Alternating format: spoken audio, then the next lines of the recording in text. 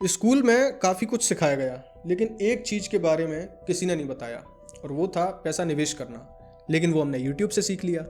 लेकिन एक चीज़ हम अभी भी नहीं सीख पा रहे हैं कि कितने टाइम के लिए किस जगह पैसा निवेश करना चाहिए। मैं आपको एक छोटे से एग्जाम्पल से समझाता हूँ। रवि ने एफडी में पैसा निवेश किया 2020 में 5 लाख रुपए। एक मिनिमल रिटर्न के बाद 4 साल बाद 2024 में इन्फ्लेशन एडजस्ट करके और टैक्स उसमें से हटा के उस पैसे की फाइनल वैल्यू निकल कर आई 4,30,000 रुपए। अब आप शॉक हो सकते हो कि एफडी में पैसा निवेश किया 5 लाख और निकल कर आ रहे हैं 4,30,000। बिल्कुल।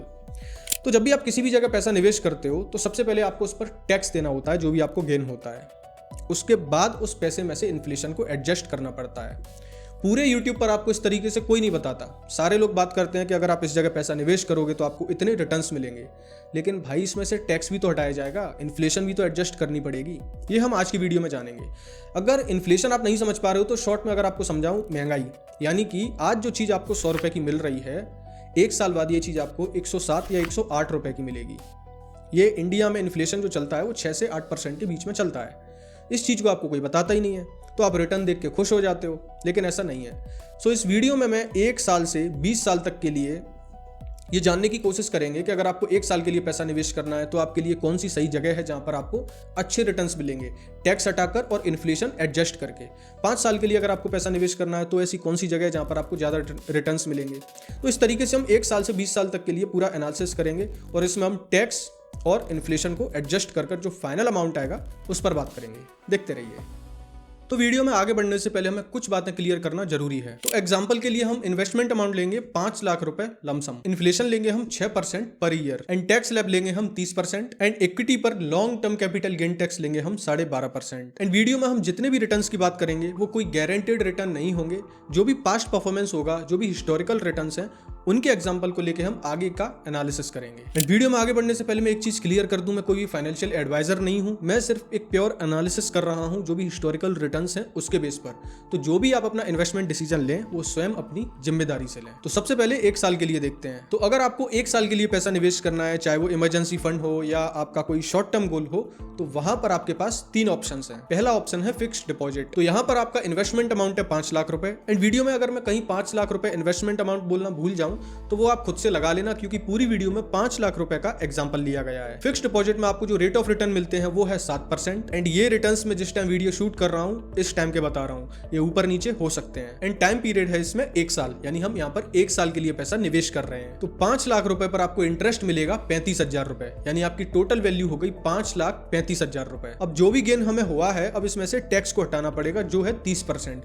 तो इसका 30% टैक्स निकल कर आता है 10,500 रुपए। तो टैक्स के बाद इसकी वैल्यू होती है 5,24,500 रुपए। एंड अभी ये फाइनल अमाउंट नहीं है, अभी इस अमाउंट में से इन्फ्लेशन को एडजस्ट करना पड़ेगा। तो इन्फ्लेशन को एडजस्ट करने के बाद इसकी वैल्यू होती है 4,94,800 रुपए। मतलब इस ऑप्शन में अगर आप पैसा निवेश करते हो तो यहाँ पर आपको 5,200 रुपए का नुकसान होगा। यानी पैसे में गेन तो हुआ, लेकिन 5,200 रुपए इन्फ्लेशन खा गया। अब ऑप्शन नंबर 2 देखते हैं और वो है लिक्विड फंड्स। लिक्विड फंड्स में आपको 7 से 7.5% के रिटर्न्स मिलते हैं। एंड इसमें आप 1 से 2 दिन में पैसा निकाल सकते हो। एंड ये इमरजेंसी फंड के लिए काफी अच्छा ऑप्शन है। तो यहाँ पर अगेन इन्वेस्टमेंट अमाउंट है 5 लाख रुपए एंड रेट ऑफ रिटर्न है 7.5%। तो इसमें आपको गेन होगा 37,500 रुपए का। 30% टैक्स इसका निकल कर आता है 11,250 रुपए। तो टैक्स के बाद इसकी वैल्यू होती है 5,26,250 रुपए। एंड इन्फ्लेशन एडजस्ट करने के बाद इसकी वैल्यू रह जाती है 4,96,500 रुपए। एफडी से थोड़ा बेटर है, लेकिन लॉस तो यहाँ पर भी हो गया। अब तीसरा ऑप्शन देखते हैं आर्बिट्राज फंड्स। तो आर्बिट्राज फंड काम कैसे करते हैं मैं थोड़ा आपको वो समझा देता हूँ। तो होता क्या, ये एक ही स्टॉक को कैश मार्केट में भी बाय करते हैं और फ्यूचर मार्केट में भी बाय करते हैं। एक्चुअल में स्टार्टिंग में इनके प्राइस में काफी बड़ा डिफरेंस हो सकता है, लेकिन जब इनका फ्यूचर एंड होता है, यानी कि इसकी एक्सपायरी होती है, उस टाइम पर जो कैश में होता है और जो फ्यूचर में होता है, इन दोनों की प्राइस सेम होती है। तो इसे एक एग्जांपल से समझाता हूं। फॉर एग्जांपल, एक दुकान पर पनीर मिल रहा है 105 रुपए का और एक दुकान पर मिल रहा है 100 रुपए का। तो ये 100 रुपए वाली दुकान पर पनीर खरीद लेंगे और 105 रुपए वाली पर बेच देंगे, क्योंकि इन्हें पता है इन दोनों की प्राइस एक टाइम पर आकर सेम ही होनी है। तो उस केस में जो बीच का डिफरेंस डिफरेंस होता है, इनके प्राइस का जो डिफरेंस है वो उनका प्रॉफिट होता है। इस तरीके से इनका स्टार्टिंग में ही प्रॉफिट लॉक हो जाता है। तो यहाँ पर हमारा इन्वेस्टमेंट अमाउंट होगा 5 लाख रुपए, रेट ऑफ रिटर्न होंगे 6.5% एंड टाइम पीरियड होगा 1 साल। अब यहाँ पर ट्विस्ट ये है कि आर्बिट्राज फंड में इक्विटी की तरह टैक्स लगता है, यानी कि यहाँ पर long term capital gain tax लगता है। तो इक्विटी में अगर आप 1 साल से ज्यादा के लिए पैसा निवेश करते हो एंड आपका प्रॉफिट 1,25,000 रुपए के अंदर रहता है, तो वो सारा पैसा आपका टैक्स फ्री होता है। तो 5 लाख रुपए पर 6.5% के हिसाब से जो गेन हुआ है वो है 32,500 रुपए, और ये 1,25,000 रुपए से काफी कम है एंड ये सारा पैसा आपका टैक्स फ्री है। तो इस केस में आपका जो टैक्स बनता है वो है 0 रुपए। तो टैक्स के बाद भी इसकी वैल्यू रहती है 5,32,500 रुपए। अब इन्फ्लेशन एडजस्ट करने के बाद इसकी वैल्यू रह जाती है 5,02,400 रुपए। एंड ये एक अकेला ऐसा ऑप्शन है जो अपनी परचेजिंग पावर को मेंटेन करता है। तो एफडी और लिक्विड फंड्स में आपको रिटर्न्स तो ज्यादा दिखते हैं, लेकिन रियल पिक्चर जब आती है जब उसमें से टैक्स को हटा दिया जाता है और इन्फ्लेशन को एडजस्ट कर दिया जाता है। सिर्फ एक आर्बिट्राज फंड ऐसा ऑप्शन है 1 साल के लिए जो अपनी परचेजिंग पावर को मेंटेन करता है। तो 1 साल वाले ऑप्शंस में जो फाइनल विनर है वो है आर्बिट्राज फंड्स। अब 3 साल के लिए देखते हैं। अब 3 साल के लिए भी हमारे पास टोटल 3 ऑप्शन है। पहला ऑप्शन है डेट म्यूचुअल फंड्स। इसमें आपको 8% के रिटर्न मिलते हैं। यहाँ पर एक इंपॉर्टेंट बात यह है कि डेट म्यूचुअल फंड्स में से 2023 में इंडेक्सेशन बेनिफिट हटा दिया गया है। काफी सारे लोग समझते हैं कि इसमें अभी भी इंडेक्सेशन का बेनिफिट मिलता है, लेकिन ऐसा नहीं है।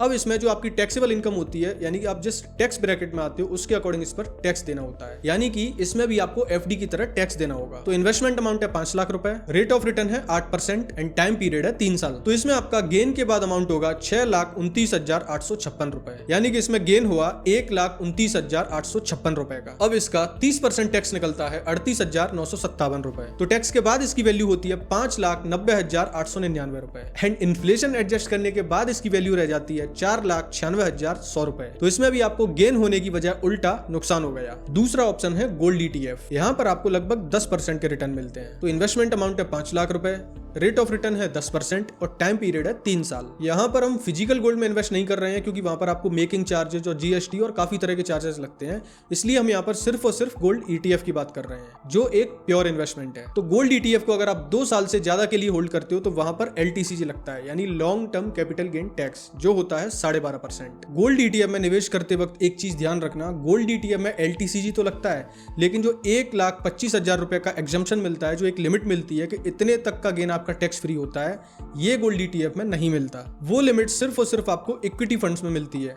गोल्ड ईटीएफ में जब आप निवेश करते हो तो आपका जितना भी पूरा गेन होता है उस सारे गेन पर आपको 12.5% का टैक्स देना होता है। एंड ये चेंज जुलाई 2024 के बाद हुआ। पहले इसमें 20% टैक्स लगता था इंडेक्सेशन के बेनिफिट के साथ। तो इसमें आपकी गेन के बाद वैल्यू है 6,65,500 रुपए। तो 1,65,500 रुपए पे 12.5% टैक्स बनता है 20,688 रुपए। तो टैक्स के बाद इसकी वैल्यू है 6,44,812 रुपए और इन्फ्लेशन एडजस्ट करने के बाद इसकी वैल्यू है 5,41,400 रुपए। तो यहाँ पर आपको जो रियल गेन हुआ है वो है 41,400 रुपए का। ऑप्शन नंबर 3 है ELSS, equity linked saving scheme. इसमें 3 साल का लॉक इन पीरियड होता है एंड सेक्शन 80C का 1.5 लाख का डिडक्शन मिलता है, लेकिन वो सब यहाँ पर काउंट नहीं कर रहे हैं, सिर्फ प्योर रिटर्न्स देख रहे हैं। तो इन्वेस्टमेंट अमाउंट है 5 लाख रुपए, रेट ऑफ रिटर्न है 13% और टाइम पीरियड है 3 साल। तो यहाँ पर आपकी फाइनल वैल्यू है 7,21,449 रुपए। इसमें गेन हुआ है 2,21,449 रुपए का। तो यहाँ पर LTCG की लिमिट का यूज करके, यानी इसमें से 1,25,000 रुपए हटाकर, तो यहाँ पर जो टैक्सेबल अमाउंट है वो है 96,449 रुपए। इस पर टैक्स बनता है 12,056 रुपए का एंड टैक्स के बाद इसकी वैल्यू है 7,09,393 रुपए और इन्फ्लेशन एडजस्ट करने के बाद इसकी वैल्यू है 5,95,600 रुपए। मतलब इसमें रियल गेन हुआ 95,600 रुपए का। तो इसके लिए हमारा फाइनल विनर है 3 साल के टाइम पीरियड के लिए ELSS। लेकिन एक चीज याद रखो, ELSS कोई गारंटेड रिटर्न नहीं है, ये 3 साल के लिए माइनस में भी हो सकता है। ये सिर्फ हमने हिस्टोरिकल रिटर्न्स के बेस पर बात की है। अब 5 साल के लिए देखते हैं। तो 5 साल के लिए भी हमारे पास टोटल 3 ऑप्शंस हैं। पहला ऑप्शन है गोल्ड ETF, जिसमें हमें 10% के रिटर्न मिलते हैं। तो इन्वेस्टमेंट अमाउंट है 5 लाख रुपए, रेट ऑफ रिटर्न है 10% और टाइम पीरियड है 5 साल। तो गेन के बाद फाइनल अमाउंट है 8,05,255 रुपए। इसमें गेन हुआ है आपको 3,05,255 रुपए का, जिस पर हमें 12.5% टैक्स देना है। इसका टैक्स निकल कर आता है 38,157 रुपए। तो टैक्स के बाद फाइनल अमाउंट है 7,67,098 रुपए और इन्फ्लेशन एडजस्ट करने के बाद इसकी वैल्यू रह जाती है 5,73,200 रुपए। तो इन्फ्लेशन भी बीट करता है और वॉलिटिलिटी भी इसकी इक्विटी से काफी कम है। दूसरा ऑप्शन है अग्रेसिव हाइब्रिड फंड्स, जिसमें आपको रिटर्न मिलते हैं 11%। इस फंड में 65 से 70% आपका इक्विटी में निवेश किया जाता है एंड बाकी का पैसा आपका डेट में निवेश किया जाता है, जिसकी वजह से इसकी प्योर इक्विटी से वॉलिटिलिटी थोड़ी कम होती है और इसके रिटर्न्स भी डिसेंट होते हैं। इन्वेस्टमेंट अमाउंट है 5 लाख रुपए,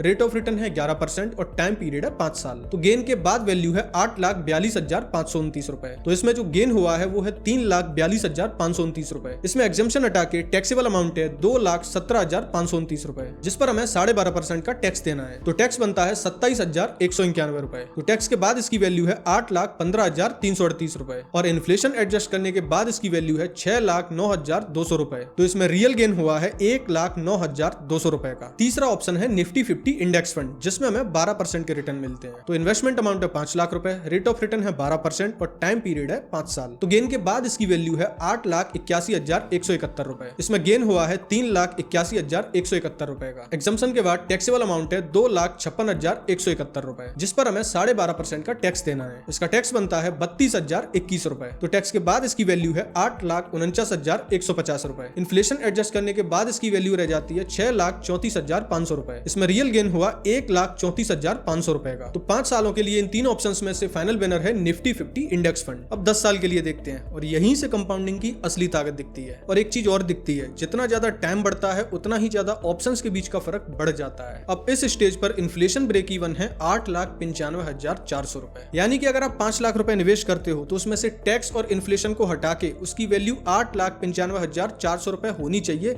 तभी वो अपनी 5 लाख रुपए की परचेसिंग पावर मेंटेन कर पाएगा। तो पहला ऑप्शन है गोल्ड ETF। इन्वेस्टमेंट अमाउंट है 5 लाख रुपए, रेट ऑफ रिटर्न है 10% और टाइम है 10 साल। तो गेन के बाद वैल्यू होगी 12,96,871 रुपए। इसमें गेन हुआ है 7,96,871 रुपए, जिस पर हमें 12.5% टैक्स देना है। तो टैक्स बनता है 99,609 रुपए। तो टैक्स के बाद इसकी वैल्यू है 11,97,262 रुपए। तो इन्फ्लेशन एडजस्ट करने के बाद इसकी वैल्यू है 6,68,500 रुपए। इसमें फाइनल गेन हुआ 3,27,000 रुपए का। दूसरा ऑप्शन है Nifty 50 index fund. Investment amount है 5 लाख रुपए, रेट ऑफ रिटर्न है 12% और टाइम है 10 साल। तो गेन होने के बाद फाइनल अमाउंट है 15,52,924 रुपए। इसमें गेन हुआ है 10,52,924 रुपए का। तो एग्जम्पशन लिमिट हटाकर टैक्सेबल अमाउंट है 9,27,924 रुपए और इस पर हमें 12.5% टैक्स देना होगा, जिसका टैक्स बनता है 1,15,991 रुपए। टैक्स के बाद इसकी वैल्यू है 14,36,933 रुपए और इन्फ्लेशन एडजस्ट करने के बाद उसकी वैल्यू है 8,02,400 रुपए। इसमें रियल गेन हुआ है 3,02,400 रुपए का, यानी गोल्ड से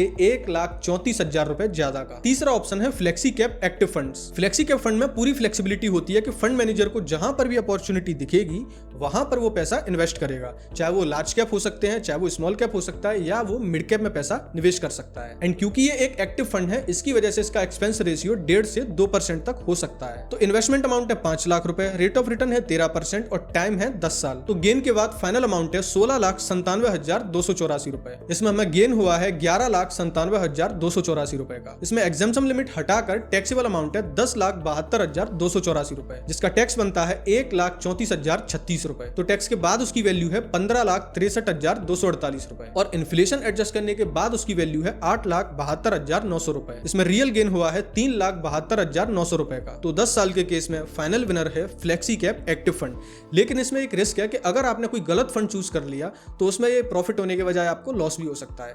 सो इसकी वजह से अगर आपको अच्छा सिलेक्शन करने का एक्सपीरियंस है, आप अच्छे से फंड सिलेक्ट कर सकते हो, तो फिर उस केस में final winner flexi cap fund है। अब 20 सालों के लिए देखते हैं, अगर आपको अपना रिटायरमेंट प्लान करना है, या आपको बच्चों की पढ़ाई के लिए पैसा चाहिए, या उनकी शादी के लिए पैसा चाहिए, या आप सिर्फ फाइनेंशियल फ्रीडम करना चाहते हो, तो 20 साल के टाइम पीरियड में कंपाउंडिंग वो मैजिक करता है कि वो आप नंबर्स देख के खुद ही जान जाओगे। और यहाँ पर इन्फ्लेशन ब्रेक इवन हो जाता है 16,03,600 रुपए, यानी 3 गुना से भी ज्यादा का। पहला ऑप्शन है निफ्टी 50 इंडेक्स फंड। तो सारी चीजें सेम रहेंगी लेकिन टाइम पीरियड 20 साल हो जाएगा। तो यहाँ पर गेन के बाद फाइनल अमाउंट होता है 48,23,147 रुपए। इसमें हमें गेन हुआ है 43,23,147 रुपए का। तो यहाँ पर एग्जम्पशन लिमिट हटाने के बाद टैक्सेबल अमाउंट है 41,98,147 रुपए, जिस पर हमें टैक्स देना है 12.5%, जो बनता है 5,24,768 रुपए। तो टैक्स के बाद फाइनल वैल्यू है 42,98,379 रुपए और इन्फ्लेशन इन्फ्लेशन एडजस्ट करने के बाद उसकी वैल्यू है 13,40,300 रुपए, यानी 5 लाख लगाए और 20 साल बाद रियल परचेसिंग पावर है 13,40,000 रुपए, यानी 8,40,000 रुपए का रियल गेन। दूसरा ऑप्शन है स्मॉल कैप या मिड कैप फंड, जिसमें हमें एवरेज 15% के रिटर्न मिलते हैं, लेकिन इसमें रिस्क काफी ज्यादा हो जाता है। कभी कभी ये बीच में 40 से 50% भी माइनस में जा सकता है। तो इन्वेस्टमेंट अमाउंट है 5 लाख रुपए, रेट ऑफ रिटर्न है 15% और टाइम पीरियड है 20 साल। तो गेन के बाद फाइनल वैल्यू है 81,83,250 रुपए। एग्जाम्पशन लिमिट हटाने के बाद टैक्सेबल अमाउंट है 80,58,250 रुपए, जिस पर हमें टैक्स देना है 12.5%। तो टैक्स बनता है 9,44,781 रुपए। तो टैक्स के बाद फाइनल वैल्यू है 72,38,469 रुपए और इन्फ्लेशन एडजस्ट करने के बाद उसकी वैल्यू है 22,57,300 रुपए, यानी 5 लाख रुपए लगाए और 20 साल बाद उसकी रियल वैल्यू है 22,60,000 रुपए। इंडेक्स फंड से 9 लाख रुपए ज्यादा रियल वैल्यू, लेकिन ये नींद उड़ा देने वाली वैल्यू है हाई वॉलेटिलिटी के साथ। तो 1 साल के केस में फाइनल विनर था आर्बिट्राज फंड, 3 साल के केस में फाइनल विनर था ELSS, 5 साल के केस में फाइनल विनर था निफ्टी 50 इंडेक्स फंड और 10 साल के केस में फाइनल विनर था फ्लेक्सी कैप फंड और 20 साल के केस में फाइनल विनर है मिड कैप या स्मॉल कैप फंड्स।